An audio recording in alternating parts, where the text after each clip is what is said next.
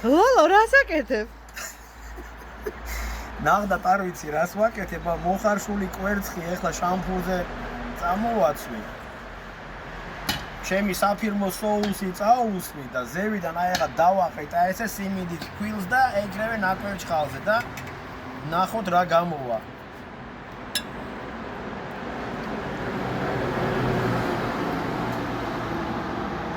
ჩვენი კვერცხიც შეიბრაცა. აბა გავსინჯოთ ჩვენი კვერცხი.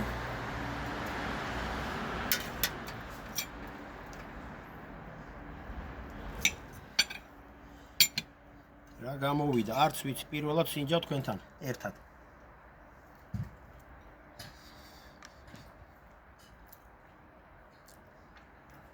მოხარშული შებრაწული კვერცხი